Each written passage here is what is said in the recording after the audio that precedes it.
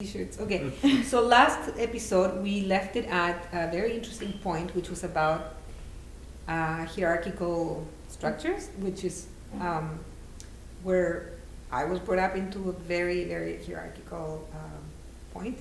And then we were going to go from there to education. So, and our different experiences of exactly education. So isn't it like non-hierarchical? Isn't it just a mess? Isn't just a mess? Don't you like need hierarchical order so people know their place and they behave and everything works like a Swiss clock? I'm just staring at shit here. You think so? Well, actually, the research has been done. You know. And hierarchic systems produce backstabbing and other aggressive behaviors. Okay, so infighting. And interestingly, the research studies were done in classroom settings. So really? Yeah. So So if you like, I don't like. I'm just if saying. If you think, if you like to think that backstabbing is a good order, then No, I don't think so at all. I don't. I'm just being devil's advocate here. I'm just throwing it out there, but I don't like it. I just because I was born in Chile, and which is a patriarchal system in which girls were absolutely property of their father, who I couldn't move a foot without his signature until I was 21, and there was a dictatorship and a social class system. I understand nothing but hierarchical, and the problem that I had living in Chile was because I didn't know my place. I was told many times that I didn't know my place. So that's what that's very important in a hierarchical society. You Just have to know finding your your place. That's what it doesn't work for me. So that's but I'm just throwing it out there. So just to start the conversation. That's all. Did you grow up in Ganawage? Yep. So was there any kind of hierarchical structure? Like, we have the cliquey high schools and whatever, and there's a hierarchy in that, or in grades and things like that. Does that exist in Ganawage? Yeah, we have schools. Yes, we have schools. Well, I mean, it was a new experience for me going to school, because that's really, it's not that I never met any Canadians. There was a lot of non-native people living in the community, because there were intermarriage and stuff like that. But those people adapted to the community. So, for example, one gentleman when I was a child, he was telling me that when he first came to Ganawage, nothing made sense to him. It was like what Caroline was saying, where's the order? He doesn't see the order. But after living in Ganawage for 2 years, he could see the underlying order. It's a different kind of order. That's the whole issue. Okay, it's not disorder. It's order, but it's not hierarchical. And it's difficult to explain in English because the language is not really designed. It's not just in Chile. It's the whole English language is designed for a hierarchy. One of my favorite explanations, let's say the word, do you understand? Well, in other words, do you stand under the authority of whatever? Just to understand something is already a hierarchical word, so. Oh, I didn't think of that. Understand. Yeah. Oh my God, that's terrible. Yeah. So the Mohawk word would be "Zatnikunrayandeska," and you would translate that as "Do you understand?" But that's not what it says. Okay, it's just because in English you have to speak hierarchy because that's what's there. That's how the language is designed. That's it. Or not how it's designed. It's what it's become. Because interestingly. Bringing Roy Wright into the picture again. Roy Wright will explain that the word under is an Old English word, and that it didn't always mean under, it used to mean among. So presumably to understand once was to among stand. So instead of because you have to stand among everybody's understanding, standing or comprehension. Isn't that insane how we have, I'm sorry, but it's like everything is happening now with all the PC thing that the words are supposed to not reflect gender anymore. Everybody's very aware of that, but nobody's doing that with hierarchical words. But how would you even transition from? What Philip just said, imagine that if somebody tells me, do you understand? I said, no, I don't stand under. I can among stand you. Can stand that is among true, you. No? Then you're bringing it in, but I never even thought of that. Okay, go on, sorry.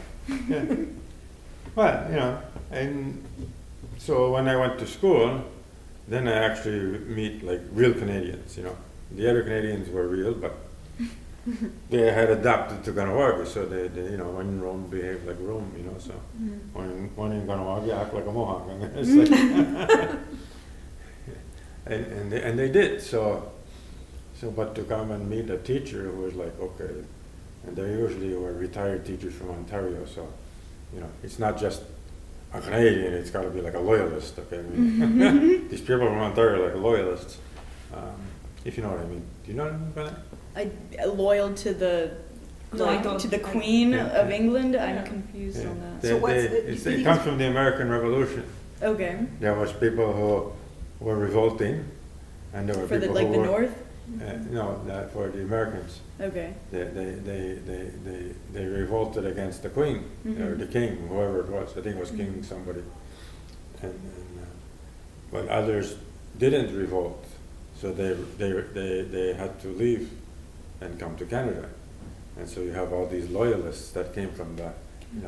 Oh, so the loyalists are the ones, Canadians are the loyalists who did not fight against the king or queen with the American Revolution, and they came here, Yeah. and they became Canadians. Yeah, well, and then most of them went to Ontario because Quebec was already with lots of French people. I didn't know that. Except maybe around Sherbrooke, I'm saying. I didn't know that. So basically, at heart, an Ontarian Canadian is a loyalist Yeah. who ran away.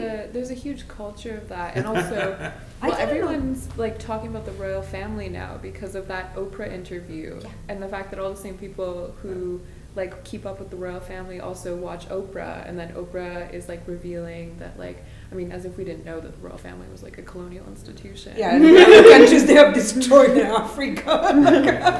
It's like, hello. Yeah. And in a sense, the most loyalist people of all were the Mohawks who sided with the British. Okay? And why did they start with the British? Can we go over what this war was, because I did not pay attention in high school. Yeah. Okay, so enlighten us, because I know that there were Mohawks. When we go to upstate New York, there is some Mohawks were there. Yeah.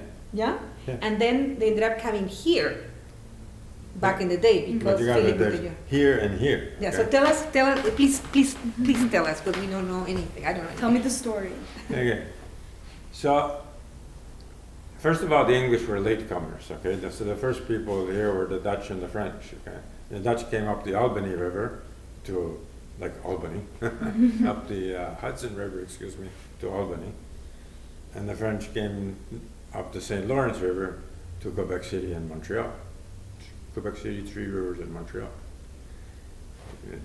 And they arrived at the same time. 1608, the Dutch arrived in Albany, and 1608, the French arrived in Quebec City. So the Dutch were actually in Mohawk country first, while the French were still downriver someplace. Okay. So there's, let me see. Let's try and make this story a little bit shorter. Yeah, and we were friends with both. Okay. With more so with the Dutch at first, because we didn't fight too much wars with them. They gave up very quickly, and so then we become friendly. With the French, we were very hostile on the part of Champlain. So he starts by shooting and killing us right off the bat, and we had never even seen a gun before, and he's shooting us and killing us. So it got off to a rocky start, but eventually we made friends around 1645 with the first governor of Quebec, who was Sieur de Montmagny, okay? And we met with him in Three Rivers and concluded a peace, which didn't last long. And so we had another one later in 1701, okay? Which is the Great Peace of Montreal, which included many native people from the Great Lakes, from here, maybe about 37 nations signed on. Okay? So we're all friends.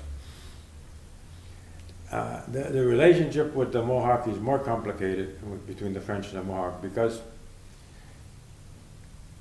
in addition to this friendship and hostility going on, some of us moved from the Mohawk Valley, which is where we're basically our center.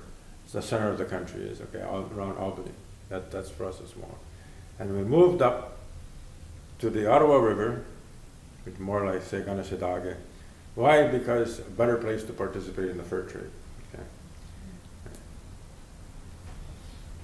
So there we are. We're there, and then the French Jesuits decided to make a retirement home in La Prairie. Now, I don't know if you know where La Prairie is, but it's on the South Shore. Mm-hmm. Yeah. It rings a bell, actually. Yeah. And but La Prairie was just the French word for Cantage. It already had a name, Cantage, which means basically La Prairie. and is also pronounced Kentucky. So La Prairie and Kentucky are like the same word. Okay? It's a reference to the beautiful green plains, the fields. It's which is odd because Kentucky is kind of mountainous, but anyway, it's okay. Yeah. But even so, they talk about Kentucky bluegrass. Okay, so it's also known for its grass, and that's where the green comes from. In Mohawk, the word for green and grass is like the same word. Okay. It's like saying the blue, for the sky. And they say the green for the grass. That's what La Prairie refers to. And of course in French, La Prairie has a different meaning, but it's really the same concept. So it's a very appropriate word. Very appropriate word. So the Jesuits made their retirement home there, but clearly they were thinking of their pension plan because that was across a known fur trade route. Okay? So the furs I referred to from the Mohawks on the Ottawa River, and they were coming, of course, even further west, but they come through the Ottawa River and then cross the river, which joins the Ottawa River, hooks up to the St. Lawrence, and you cross it, you come to Oganawage, and then you go through La Prairie on your way to Saint Jean d'Iberville, where you're going to catch the Richelieu River and head south to Albany, where the Dutch are, and they give better prices for the furs. Okay? So clearly the Jesuits, since they built their retirement home right on top of it, they wanted to participate in the fur trade. And was that like a strategic thing? Yeah. And they did. But they don't tell anybody.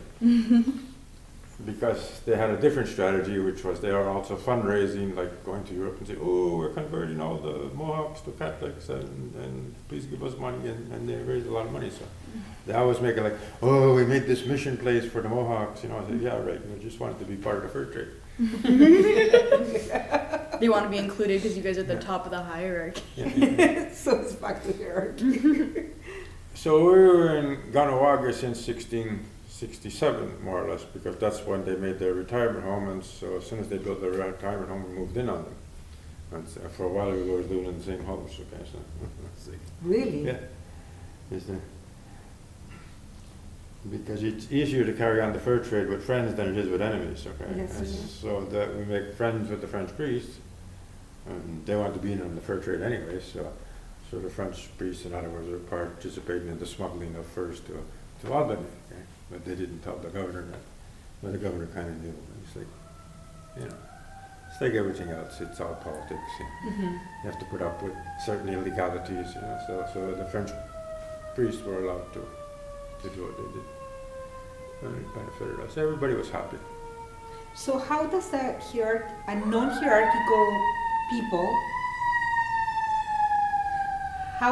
non-hierarchical people, like the Mohawk people, lives within a hierarchical system like Canada? Well, since we were talking about 1667, it's the other way around. It's how does the French priest live in a non-hierarchy? And because they adapt. And that's why so many of the other Catholics didn't like the Jesuits, because the Jesuits said they adapted too much. In other words, it's supposed to be like this, and instead they're following the Mohawk. Okay, so it's like, and it wasn't just the Mohawk; it was the same thing in China or any place else. They always adapted the French or the Christian hierarchical culture to where, if they were in Japan, then they adapted with the Japanese. They just adapted. So that's how us non-hierarchies live with the hierarchies, because the hierarchies adapt. See? I know you said before that you couldn't explain like the non-hierarchy way just because of like the fundamental like linguistic differences, but I still want to know, but Like would I how- have to be there to understand, or Like, how is it being a child in a non-hierarchical Yeah. yeah. system? How does? How Hey, you want to know how to find it? Mm-hmm. This woman, she wrote a history of the Roman Republic. Mm-hmm. And the more she talks about, the more it sounds like Mohawks, okay? So in the In the Roman Roman Republic, Republic? yeah, in the Roman Republic, a certain area of the Roman Republic, okay? When I talk about the Roman Empire so much as the Roman Republic, Mm-hmm. okay? It's a certain period of time. I don't know from Roman history that much, but I understand there's a certain period where there's the Roman Republic. And during that period of time, the children were raised free, okay? And they could do what they want and this and that. That's what they were always complaining about. Oh, the trouble with the Indians, they raise their children free. They Yeah. can do what they want, blah, blah, blah, blah, blah. You know, it's terrible. But is it? But seriously, is it like that? Like, how do you grow up as a child in a non-hierarchical system? It's so impossible for me to understand because I remember my first beating. Yeah. That's why my memory starts at the first beating, because I did something that I shouldn't have done. So I Yeah. physically hit at what 3? Oh, yeah, I had a friend, his name is Mike Myers, Mhm. okay? And Like he- Austin Powers? yeah, Yeah. but it's not the But- same. But it's a different guy. He lives in Minnesota. Yeah, baby. But he's originally from New York, from Seneca. He's a Seneca, but he lives in Minnesota. Anyway, he was explaining. He says like when he was small, a child, there was a group of him and some of his friends, and they decided to make a grass fire to clean the, you know, because we do that all the time. But grass fires, that's how you keep the land clean. You know? And he decided to do that, and his uncle came along and said, "Oh, he says, a little bit windy. What's going to happen when the wind, you know, will pick it up?" And he thought about it, and so they didn't do the grass fire. So that's what it's like. So you just Because learning he explained that it was his father would have been yelling at them. Okay, so his father was a very hierarchical approach. Mm-hmm. But his uncle just said, "What do you know?" So it's a lot about thinking. Yeah, So you're really encouraged to think instead of Right. telling. instead of obeying. Okay, so You so don't tell people what to do, you Yeah. say something that would make you Make think them about think, it. Yeah. And then you would come up with that. Yeah. And if you don't come up with that, you let it be. Ah, Yeah, like what if he still made the fire? Mhm. Then what would happen? Yeah, what happens if you still make a fire? I was going to ask these kind of questions. No, but seriously, yeah. Yeah.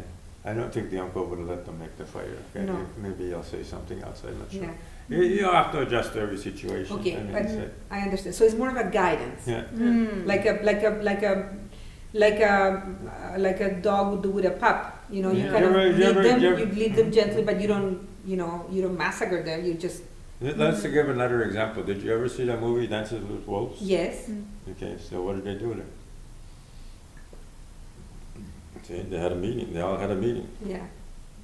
And they said, "Oh, something about this lieutenant, you know." And one of the guys said, "Well, I'll put an arrow in him. We'll see if he's magic, you know, Mhm. something like that." Mm-hmm. Yeah, some people say, "Oh, it's kind of like it's like a sacred thing." Well, let me see if he's sacred. I'll put an arrow in him. So what did the chief say? The big, I'll call him the chief because that's what we do in English. with golden. The wise guy, you know, the wise old Indian who was Mhm. clearly the leader of the council. Okay, Mm-hmm. you remember what he said? No. He said, "No one can tell another what to do, but killing a white man is a serious thing." So he didn't go. So he didn't put an arrow in him. You know, it's like, but you watch the movie, you'll see it better. But then the kids tried to. Remember? I No? watched it. I have the. I'll show you too. I Yeah, still think yeah. we still have the DVD. No, it's VCR. Oh It's my like a God. VHS. Yeah. So. Yeah. But okay, so I still find it very difficult to imagine. I mean, I find it ideal. I wish I would have grown up that way. I didn't, but and I wish. But even like school education, how. I remember the first thing when you go to school is that you're shown your place and you know that it's gonna be. I don't know about you guys, but I remember being in school and calculating and looking ahead and thinking, my God, it's gonna be like a jail for 12 years. That's what I thought. I've had that thought before. Yeah. It was going to be like a jail. My freedom was taken for 12 years. Mm. So the adults didn't have to bother I mean, That's how I felt.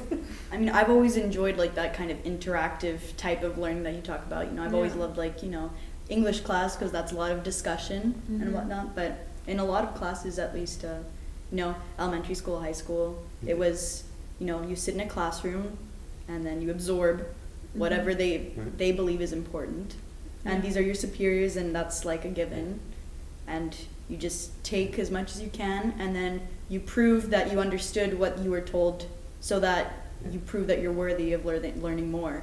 Mhm. And if you didn't retain what this person was telling you, then you don't deserve to learn more and you have to stay again and hear the same thing again and again and again until you get it. Mhm. And it's just, that's not learning. That's just memorizing.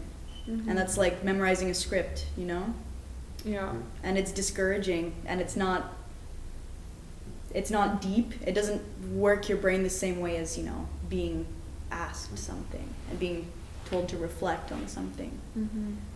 And I feel like a lot of the time, like, I feel like there are lots of things that we know, but we just can't put it into words, but these are just understandings that we have. And I feel like having to prove it and put it into official writing and to, like, spread it and have it checked and everything, it just feels like it's distracting from the deeper things that we all know. Mhm. Well, there's like the whole concept of having like a methodology class, which I was like my least favorite class in high school, where they teach you how to format your work in like APA, MLA style, like how to make your work legible according to a standardized way of making things legible, which was like, I always thought was, and there's like research, like do your research but do it this way, where we had to make these like spreadsheets of sources and then like summarize it in a specific like paragraph format and use all these words that they wanted us to use. So that was interesting. And No, so were they training you on how to convey the information to them so they could more easily grade you Exactly. or fail you? Yeah. That's all that it was about. well, that's what it is in academics. Like the whole point of MLA is so that another scholar can take what you've written and then easily refer to it so that they can build off of their work from what you said. It's about making your writing like easy to read, which And was easy to refer to. Yeah. Which is, you know, I think in spirit, that's a good thing. I think people should be building off of the knowledge that, you know, the community of experts is building together. But I don't know, it just feels a bit It limits. unnecessary. Well, Yeah. it limits ways of like expressing knowledge that doesn't fit into those like modes of sharing it. Like if we have to focus on legibility all the time, then we'll lose a bunch of other interesting ideas that maybe won't translate as well. Like what you were saying about trying to talk about understanding and amongstanding and explaining hierarchy in English, that like it doesn't translate so well.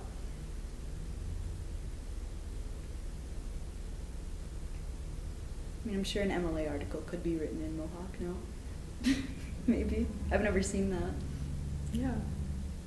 So what would be like the alternative? Because I hear what you said. I mean, I came here at 21 and I had to go to university. I had to learn English as a second language, which basically was to train me to stop speaking like a Spaniard, you know? Right. In which the thoughts are larger, therefore sentences are larger, and you can convey a whole big thought in a very beautiful long sentence. But I was told, nope, you have to make it very short, concise, and point. Tac, tac, tac. Anything else, gone. And I'm going, yeah, but that's very dictatorial. Like I thought that the whole idea was that I was supposed to like show you my thinking process so you kind of understood how I got to that thinking. It was not because I decided that it was like that. There was a little promenade, a little stroll around the park that took me to that conclusion, and I'm sharing that with you in the way I know how, which is by constructing a beautiful sentence. That's true. You know? Even But I remember it was traumatic my first year. Of everything was red, and I couldn't. And the only way I succeeded to pass that class is that I went to a friend who was Irish, and he would rewrite my papers. I couldn't write that way, and I mean I couldn't. How could I? you didn't even How think could I that way. think that? I couldn't think that way. So how could I write about a way I don't think? Right. Yeah. No. You So go ahead. no, I'm just throwing that. I was gonna say you can even see that in French, like what you would write in French with a bunch of different parts of the sentence would just be a run-on sentence in English. Yeah, yeah, and it's Yeah. a bad thing. So imagine Mohawks with the amount of words you have. Okay. I couldn't even imagine that. Let me jump in with my experience Yeah. of going to school, paralleling what you're saying, not so much from a necessarily Mohawk perspective, but from a perspective of experiencing the education system, okay, and particularly how to make your sentences and whatnot, okay. So, for me, one learns how to read and write, to write by reading, okay? You learn how to write by reading, it's what you read, okay? And that's where you get it. And for us, we were, this may be different, so this is a little bit more British perhaps, British Canadian. Everything we studied really came from England, okay? We didn't study anything written by Canadians or Americans, okay? Everything was come from England. So like Shakespeare, Dickens, and all these guys, okay? And Dickens in particular is from an era where they had newspapers and stuff like that, and you would write in newspapers and you got paid by the word. So the sentences were this freaking long, okay? So when you're talking about short sentences, you're talking about a different era. Yeah, okay. Because for me, it's like the sentences are this long, and that's the way I learned to write because that's what I was reading. And then I'm in high school and I'm writing like that, and the teachers are saying, well, what are these marathon sentences, run-on sentences, and all that.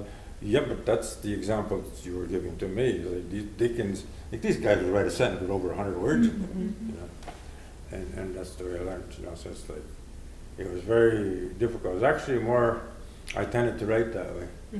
And then when I did get to university the second time, which was, I was 40, almost 50 years old, the second time I went to university. And then I came across the style they're talking about, which is like, what's his name there? The World War I guy, here, The Sun Also Rises and stuff, books like that he wrote. Can't think of his name. Just pointing the wrong person. We wouldn't put that Yeah. But I mean, like The Old Man and the Sea and that. Hemingway. Hemingway, like he became the model. So he'd have a sentence: "The sun came up." Yeah, right. And I was like, ooh, ah. I was like, instead of this long, all of a sudden it's like, And so that was where I switched my style to where sometimes I would mix shorter and longer sentences together. When I chose my own reading material, it was all nonfiction. Okay, no Dickens, no Shakespeare, none of these people. It was all nonfiction, and over time I began to realize that the most of my nonfiction that I read was written by journalists. Okay, so in a style called literary journalism. Okay, and that reflects the question you're asking. What was your question? Well, if there are many books written in Mohawk. Mohawk, yeah, okay. Yes and no, okay. We don't write novels, okay. There's no Mohawk fiction, okay. And if I say that to people at the university, oh, it's terrible, like there's something wrong with you, you have to be able to write novels, it's like, well, but we don't want to write novels, okay?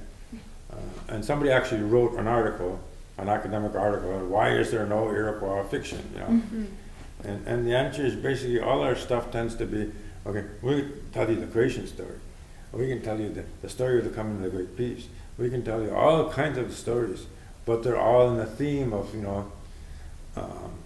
not to say that a creation story isn't a form of fiction, but it's not like a novel, okay?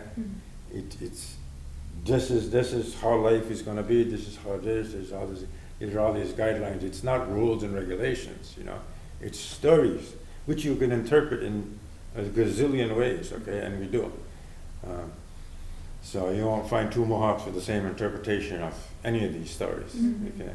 It's a very the thought is not dictated, it's free. Okay? It's just like you're entitled to understand the story the way you understand it, not the way the teacher's trying to tell you that you have to understand. So in the that story. sense, because I'm sorry to, because in that sense, I've been, since we last spoke, Shale said something that it got me like, oh God, I completely challenged what I thought was that I made a reference to one poem being like abstract art. So she said, also they're open to interpretation.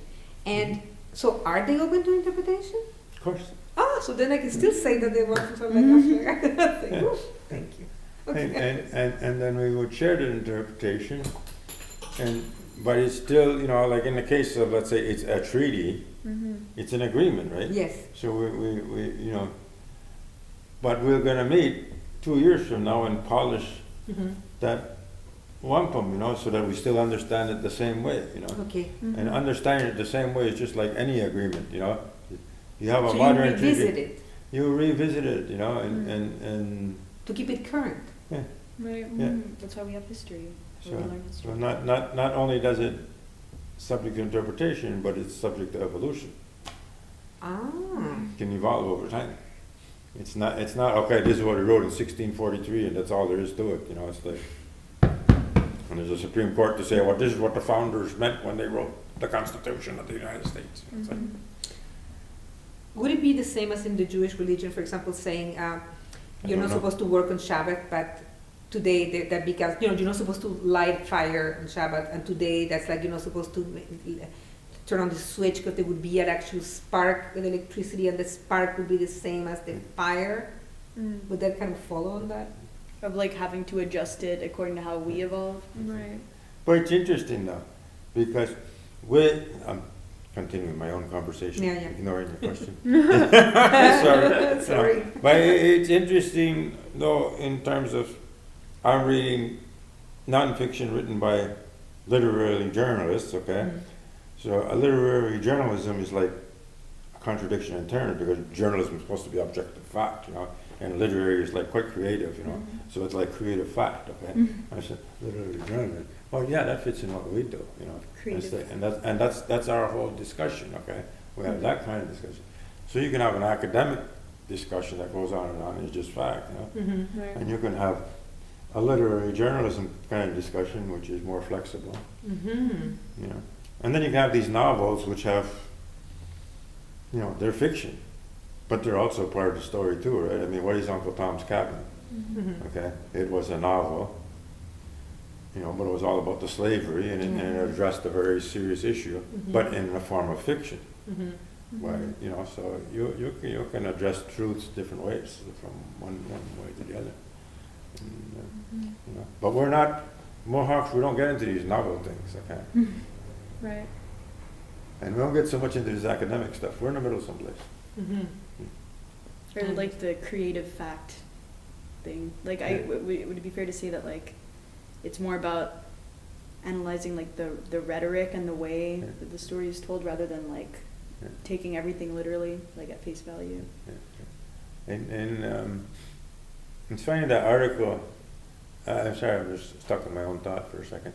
In that article on why no Iroquois fiction, it ends up talking about the experience that was going on in Akwesasne in 1989, where there was basically what one author has called the Mohawk Civil War. Okay?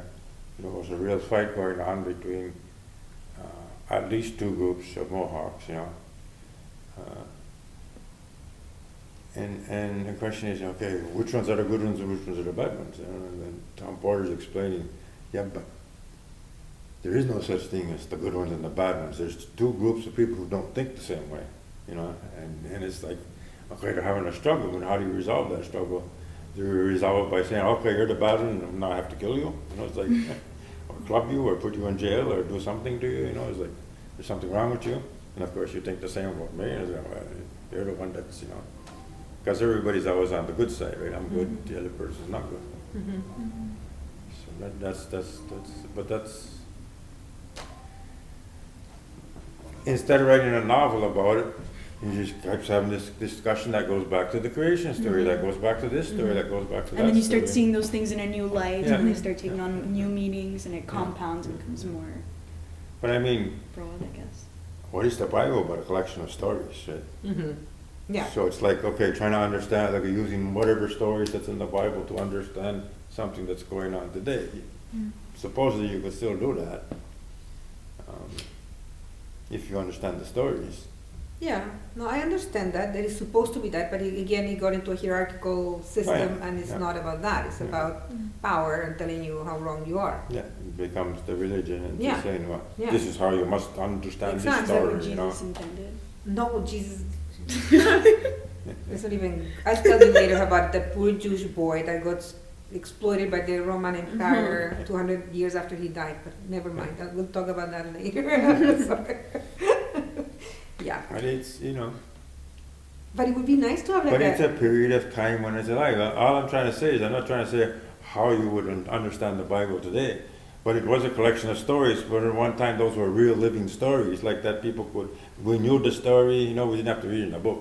We, you know, there wasn't even writing, let's say. Yeah, no, they Yeah, weren't. They were yeah. like literally collected and put Yeah. in a book for Yeah, a reason. yeah, you So know. they would be, but again, that was hierarchical. That is totally about hierarchical stuff, because that was a book that was chosen, and there were stories that were chosen and stories that were left out. Yeah. For example, the whole, like I'm again talking about Judaism, the way that we are told as women who our archetype is, according to Kabbalah, which is the mystical writings and conversations, we are modeled after Lilith, and Lilith was a being that was completely sexually powerful. She was made of fire, and she was like that. And then that whole mystical story is destroyed, and we're told that we are actually supposed to follow Eve, and Eve is made out of a rib of a man, and she is submissive to man. And they don't tell you about it, Lilith, and to destroy Lilith's memory in Judaism, they tell you that she's married an angel of demon, and that she brings bad luck, and the stillbirths are caused by Lilith. That's why they put a little red ribbon on babies, so Lilith doesn't come and kill them, do a sudden death syndrome. So the point is, women have been hierarchical, being obliged to follow the idea of an identity of Eve, which is super lame, when we had this amazing archetype of Lilith, you know, and that was, by the way, the Lilith Festival. You guys know that musical festival, the Lilith Festival? Yeah. That was I don't know about anything. women empower themselves after Lilith and not with Mm. Eve. So again, that is about hierarchical and about Yeah. controlling people, no? Yeah. So, do you think that I'm sorry, what do you say? Anyway, oral tradition then is less hierarchical than written tradition. Could we assume that? I mean, I guess not necessarily, just because, I mean, I don't know, honestly. It just depends who tells the story, because if you're telling the story, you can tell it however you want. Exactly. So So it's- oral tradition is less hierarchical. I mean, written tradition is hierarchical, because you're being ruled by the dead, people that died thousands. I mean, It's just kind of fixed, I think. Like, well, when as a Jew, you're being told by 6,000 years ago people the way you're supposed to behave 6,000 years later. As a Catholic, you're behaving the way you were told 2,000 years ago. So that's hierarchical, no? I think that's you thinking hierarchically, you know? Because you could see it as like the same way we would view wampums, of it just being like, No, because oral tradition doesn't have any writing, and it's reevaluated constantly. So it's like organic. It's like Yeah, I mean, orality, oral tradition, you know, it's like those who have studied orality, like the Albert Lord and Milman Parry, and they wanted to understand Homer and the Odyssey, and it's like Homer, like how did Homer think? Who was from a oral culture, you know, supposed to be the first one to write it down, but clearly the stories were oral. Okay? Mhm. And they did get written down at some point in time. Homer was probably, I don't even know who Homer is. I mean, the whole thing is you need to understand the oral tradition. So they went to Yugoslavia and studied the tradition there, because that was Yugoslavia was an anti-literate country. Okay? I didn't know that. Okay. Yeah, that's what they said. Okay, Mhm. I don't know what an anti-literate country is, but that means they went there and they could study people who lived the oral tradition, so they could get the history from this guy who would tell a poem of 10,000 lines. Okay, like And he never tells it the same way twice, you see, because that's the nature of the oral tradition. Because you're going to tell it different because you've got a different audience, because it's a different time, it's for a different purpose. You're feeling differently from one moment to the next. Yeah, it's, it's raining, it's sunny, it's like all of this affects the storyteller. Right. And you may make the story long or short, I mean, it depends, people are wanting to rush out the door, it's going to shorten it up, They're all like really into it, it's going to make it longer, And so, It's like and the but it's guidance history, it's is the coming. same history. Yeah, That's yeah, it. yeah. And I've read, and it is the history, and you can Google that, it's interesting stuff, but I'll send you a link to it. But the whole thing was, all the way to Yugoslavia to study that, okay, from Harvard. You could have just driven down I-90 to Iroquois country and arrive at the same conclusion. And in fact, there's a Canadian guy whose name was Foster, Michael K. Foster, who did study on the Canadian side, Iroquois people, and arrived at all the same conclusions as to what oral, the nature was. And in this case, he was more studying speech events, okay, like okay, and it's the same thing. Oh, each speaker says it differently. It's a ritual, okay, but in English, you tend to think of a ritual as unchanging. Yes. But it's a ritual that's never said the same way twice. So there's a difference between an oral ritual and a written ritual, if you will. Okay, so if we say the Lord's Prayer, for example, you say it the same way every time. Because Yes. if you say it differently, you've just started a new religion. Yes. Okay? So the next religion over changes a few words or whatever. Yeah. And it's like that, but within the religion has to be said the same way Same every way. time. That's Yes. why we say we don't have a religion. Yeah. Because you can say it differently every time. It's Yes. up to you. It's whoever, we choose you to do the Ahanda Gariwadeko today. So you do it. Nobody's gonna tell you how to do it. You're gonna do it the way you think best.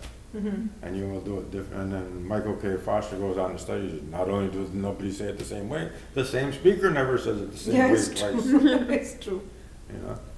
Like, even if it's for the same purpose and it's the same time of the year and it's in the same community, because different communities, he's going to say it different again. Because he knows that community thinks a little bit differently than that community, so you're going to say it differently. So that creates, and just to close today's episode, I just wanted to bring, so we can have something to remember to start next one, is that I feel like in my experience of having become friends with you, the more I know about your culture, is that the one thing I've noticed about the non-hierarchical way of thinking and living is that it gives you incredible disobedience.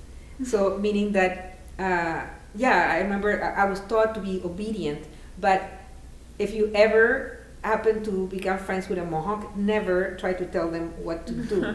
It's like it's like throwing boiling water. It's like you just don't do that. But I remember, like in my experience of life, it's always been everybody gets told what to do, and we kind of just always do what we're told to do without even.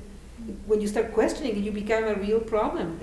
The issues of the problem of the resistance to your questioning, it's soul crushing. So. Yeah. So I guess that the benefit of what I'm saying is that Here's the real question. yeah. Okay. If what you just said is true, okay, how come Canadians and Americans claim to be such individualists and supposedly us Native people don't understand and rejected the idea of individualism? Because they only think about the gain for themselves. That's what their individualists. They understand as long as it benefits me individually, it's the success story. That's how they're individualists. It suits me. I make money. That's what they interpret about being individualist. Yeah. But it's not really, Yeah. So it has nothing to do with individuality. No, of course not. Yeah. No, I agree with you.